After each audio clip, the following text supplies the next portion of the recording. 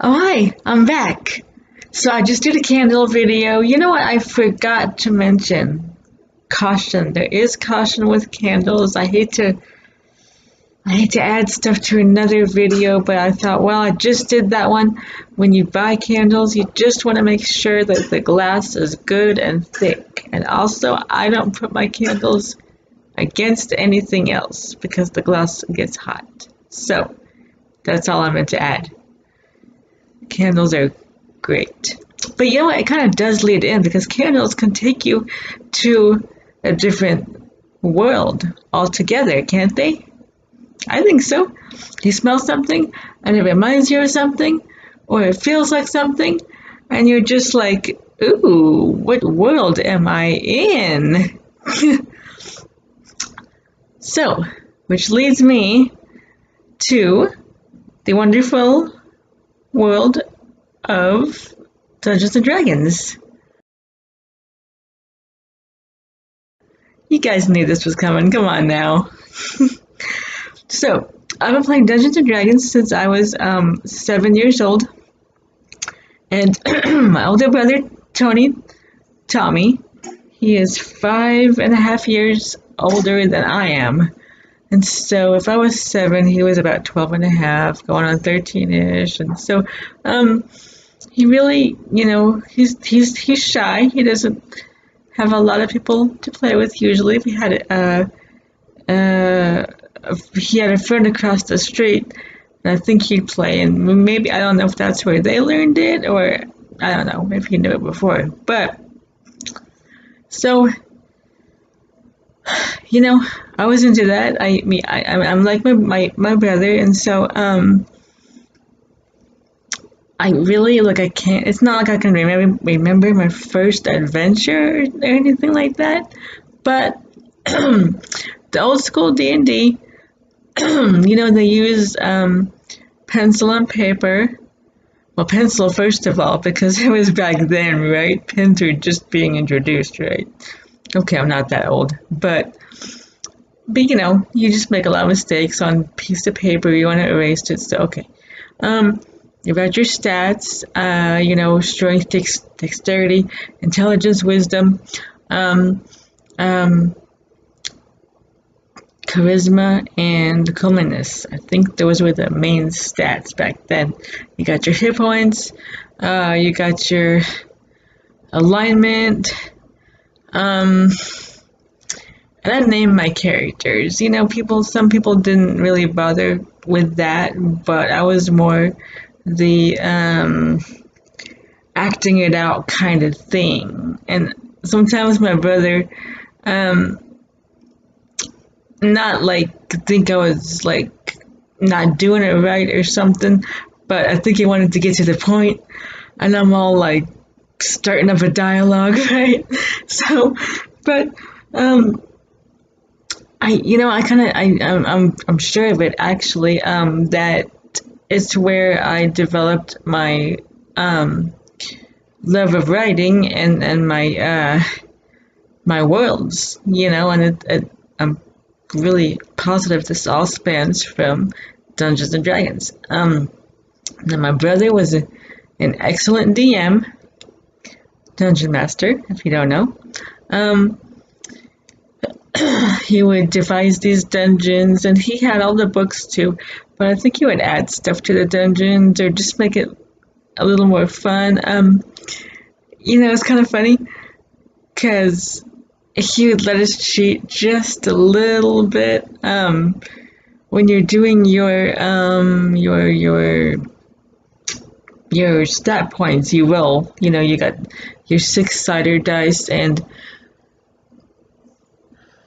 you use 3 dice because the stats go up to 18, right? But the average stat was 10. Now I don't know how it is now. I hope it's still the same. But they go up to 18. But if you have like say a 10 strength, you're doing pretty good. And intelligence was the same, like intelligence correlated to IQ. If you have a 10 intelligence in D&D, that's a 100 IQ. And so I always think about that in real life, like, oh, I wouldn't have to roll that one. I just put a 12 in the intelligence slot for myself. Hey, cool. So, now obviously, what you, well, yeah, what you roll is what you got, and so, you could roll a 3, right? You could roll your 3 6-siders and get a 1 on each of those, which kind of really sucks. So my brother said, okay, here's how we're going to do this. You can either roll 4 6-siders and take the highest 3, or you can roll the 3 and re-roll the lowest one. But if it's the same number, that's too bad. So that was nice of him, right? I can't remember. I think I chose to roll the 3 6-siders and re-roll the lowest stat. It usually worked out for me. I've played lawful good characters. I remember, in fact, I had a priest named Johnny. I don't remember who the lawful priest prayed to, though, but he was able to use a sword, which he named Eleanor, so that was cool. Although my brother named the sword, not me, so it must have been in the game. I played all kinds of characters. I have a neutral, a neutral female.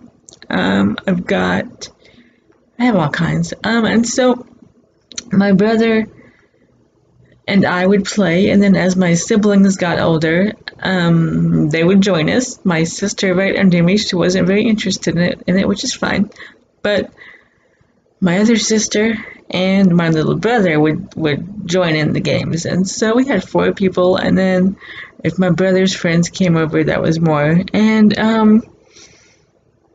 like I said, they weren't into the whole like acting out thing. Maybe I just like to act or something because I want to be all, and then my character says blah blah blah blah blah, and then let's go this way, and he's like, okay, we're just going this way. I'm like, no, I have to say it. But so then my younger sister and I, we really enjoyed it. You know, we could make characters who weren't ourselves, because at the time, you know, we sucked, right? So we're just like, we're gonna have a mage, or we're gonna do this, or we're gonna get this purple sword, right? We found in this dungeon or something, right? So, but we decided to make our own D&D. Now, that's not to say I didn't play with my brother anymore, because I did. We still had fun, but just, you know, he's in school, we're in school, he's got a job now, you know, all these, and so my sister and I hung out a lot, and we became best friends growing up, and so we made our own game. And now this is where it gets really weird, okay? So, yeah. So, my mom and dad, I told you they got a divorce, right? And so, you know, as kids, and you know, we're really confused by this. We're really upset, and we don't know what's going on. And well, you know, my dad wasn't really around, and when he was, it wasn't always, yeah, it was just kind of an unhealthy situation. Thank you. And so my sister and I, my little sister and I, created this game that we called War. Okay, so in which the initial plot, I guess, or background, or was like fighting or fending off, I guess, or defending ourselves from, or something, from our dad. So thinking back on it now, I'm like, that's pretty messed up. Like, what? Why would kids have to make a, make a game like that? That's so weird. So that was the initial focus of our game. But as we matured, I guess, or maybe not, as we got into it though, we're like, hey, we really like playing and we really like creating, and I mean, it didn't take us away from our schoolwork or chores, and in fact, we kind of played it like around our chores, like it was like we made adventures while we were doing our chores or something, just so we could,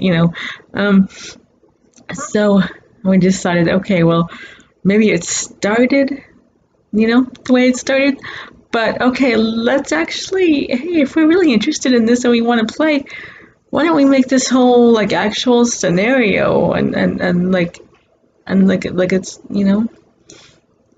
a thing. Yeah. So now this is the weird part, guys, because this was about what, 6 years before I wrote Quest for Freedom. It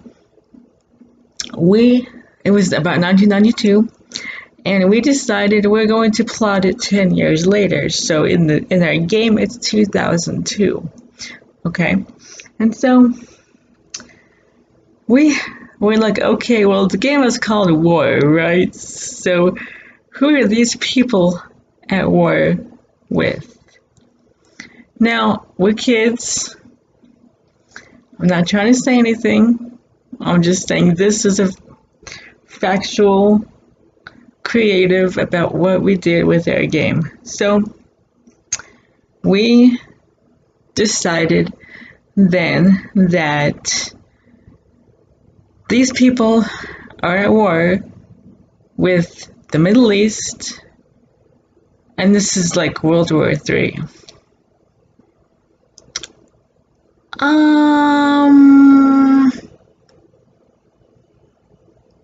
Yeah.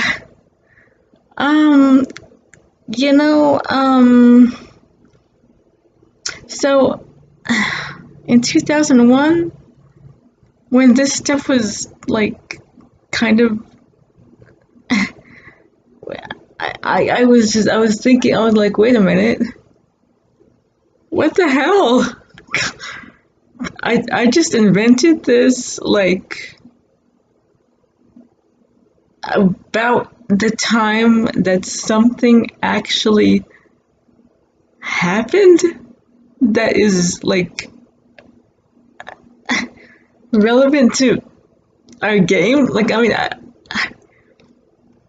now that was weird, because we're just sitting there playing this game. I mean, and I got the graph paper, I invented dungeons. Like I told Jason, I could have been the dungeon maker for Etrian Odyssey, because, I mean, shoot, I did that stuff all day long. But yeah, they're at war with Middle East. Now, of course, we get all these D&D stuff. There's mages in our group, there's priests in our group. The first adventure we ever, like the first serious adventure we played, because we kind of dilly-dallied around it for a few months and such, but we really decided to get serious and start playing this game. It was around Christmas, so we thought, okay, well, it's around Christmas in our game. How about that? It is Christmas 2002, and my main character is, because her name was Crystal, and she's rather young, and but she's been given this position to be a general, and so my little brother played it with us too. He played her brother Aaron, and my little sister played a couple characters too. So basically there were like 4 or 5 main characters to start with. I think there was 4, but anyway, so they were going to the Middle East because they kidnapped a very important doctor, and this team had to get her back. Okay. So, we have our little play swords, right? I told you I had a little plastic sword of omens. I used that for props, and we had little plastic like daggers and stuff like that, and just things that we could use for decoration and for the appeal of it, right? So we go into this dungeon. Now by this time we're not using dice anymore, because that is D&D, yeah, and then we don't mind using dice, and that was it. But now it was more like our imaginations, and so I did set rules, though we did have stats. We had to make a character sheet for all of our characters, and I still have those with me, actually. I've got Crystal's character sheet. I confiscated Aaron whenever our little brother didn't want to play anymore. I have a spiral of character sheets and backgrounds for them, and all their stuff is in my notebook and all this, and I have the dungeons that we ever played. I have everything. So, yeah, we had to do a character sheet, and we had to abide by that character sheet. Crystal was a fighter / mage. I did not cheat. There is a fighter / mage. You can double deck. But fighter and mage can use a staff or a sword. I'm pretty sure there's other things too. But Crystal cannot pick up a mace and properly use it. So the mages, they can't wear heavy armor. So we did go by the main rules of Dungeons and Dragons. But we had our own. It was more in our heads, and we acted out and just play around the living room, in the kitchen, or whatever, and just so they go. I don't know if I specified Middle East. I really don't know. Maybe I said Iraq. I didn't want to get too, because like I said, we were just kids playing a game, but so they went there in this mystical dungeon, right? And they go through it. They finally find the doctor. Now here's also where it gets weird and why I mentioned quest, because I haven't written quest yet. I haven't even thought about quest yet, right? That was what I said, 5-6 years later. So Crystal finds herself separated from her platoon, and she enters this room, and there is basically nothing in the room except there's a table in the middle, or a pillar or something, and there's a sphere on it, a big white sphere. She thinks, what the hell is this? Says, I have seen so many crazy things in this fort already. Like, what is going on? And what is this sphere? So she picks it up, and the boss of our little adventure, he comes into the room, sees her, starts freaking out. Put that down, put that down. I'm sure there was a lot more said than that, but she starts getting kind of like, oh, what, this? You mean this? Put this down? She's messing around, and she drops it. Way to go, Crystal. Yeah, I did that. So she drops it, and then this blue dragon comes out of it. So, and also, this black dragon comes out of it. Where are you going with this, Joey?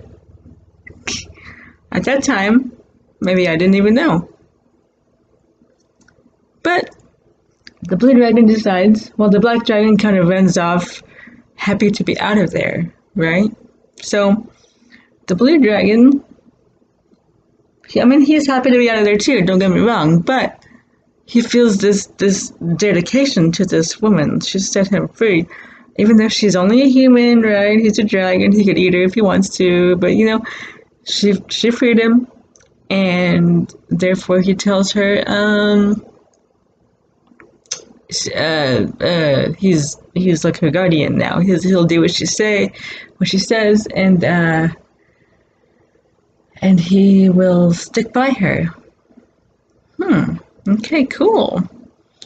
So that was our first big adventure, and then it just spawned from there. Other adventures, we got more characters. We still played with my brother too. And like I said, we didn't just, abolish that because we had our own game. He didn't play our game with us, but so I was kind of the DM then with ours. And then when we play with him, he's the DM and he makes the rules, and that's fine. So, but our adventures were, we would play all night sometimes. And if it was only my sister and I, well, we didn't really mind that much that my little brother didn't want to play. But from then came a bunch of characters. Like I said, the doctor joined their team. She lived. In fact, she and Aaron got married. Like all these. I'm just going through all these stories that we've done, and in fact that those stories are what is going to be what my next book is about. I'm not done writing it because it's just a compilation of, well, it's an anthology of all of these stories that we've ever done since I was a kid. And so they're ongoing. Later you find out that the blue dragon that Crystal set free is the creator of Grenade, the world from Quest for Freedom. And if you've read that book, or I think when I read you the synopsis, and then I told you he was trapped in a jewel, well, then I decided, well, hey, I didn't make it just worked so well together, right? What if he got sucked into that jewel and he got teleported to Earth? And then I started thinking, oh my gosh, that totally works. And then Crystal finds him, sets him free, but he's trapped on Earth until David and all them find the jewels and bring him back. Oh my gosh, this totally works. So, it was just this whole thing. Like, I couldn't believe what my mind did without even, like, realizing what I was doing at the time.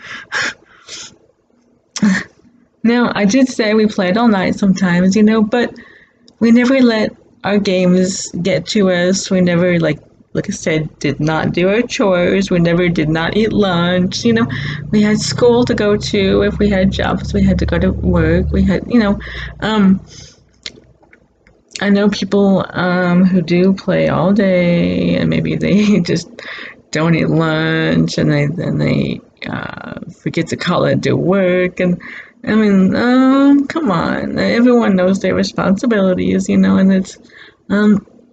it's a game. You can set it aside, and you can come back to it later, and it's gonna be okay, really.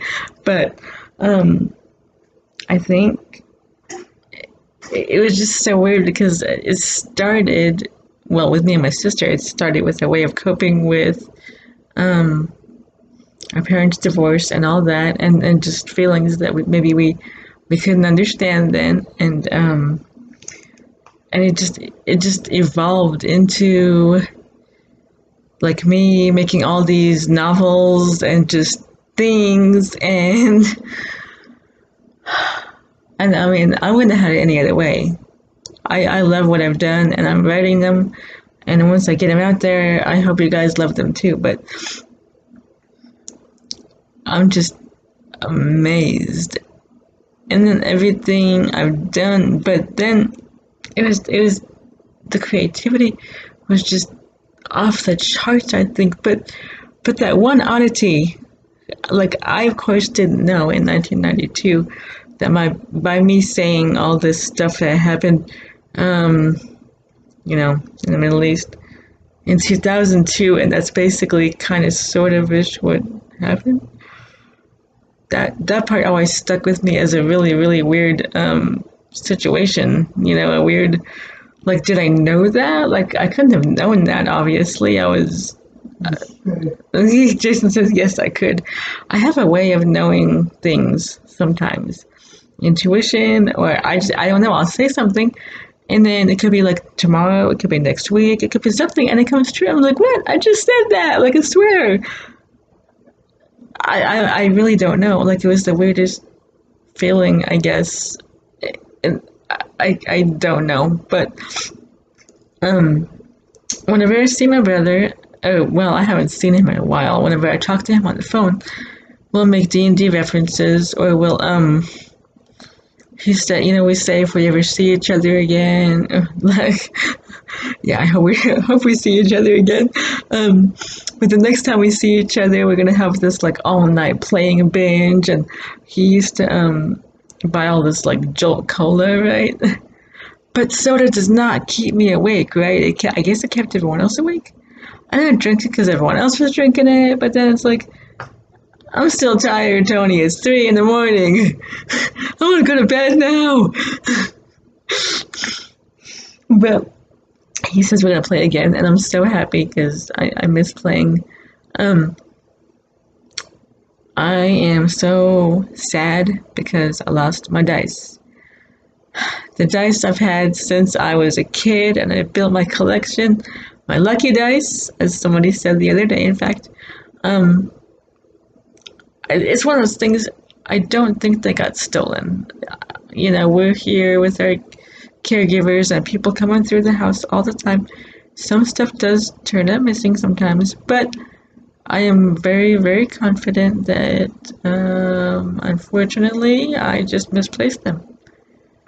And I just have no idea where. I know they're in this house, unless they did in fact leave, but I remember unpacking them, and I put them someplace, and I thought, oh, that's a terrible spot for them. It probably was the best spot for them. So I moved them, and now they're gone. So we went down to Astral Castle with our friend Dave. I think we've mentioned him in the post. And I bought a ton more, and I love these dice, but I've never played with them, and I just feel like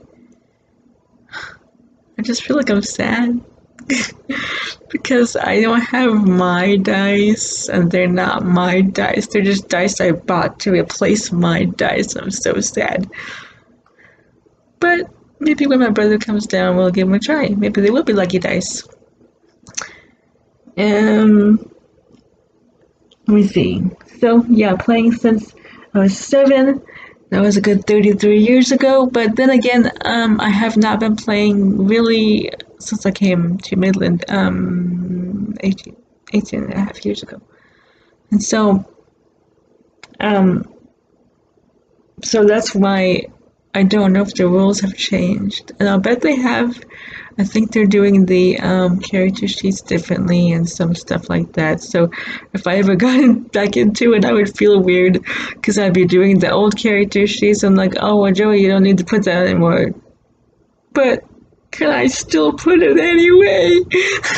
It won't hurt not to put it, right?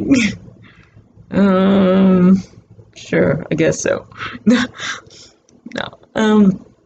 I really hope the rules haven't changed all that much, where if I found a group, I could get into it again without too much trouble. I really don't know. But basically maybe not all, but most of my stories were written, and they're still being written, off of memories that I've had playing Dungeons and Dragons. Pretty much. So, and then we got into Vampire for a while, Vampire the Masquerade. I played a Malkavian named Scott, and in fact Scott is in my stories now. Crystal ended up finding him and turned him back into a human.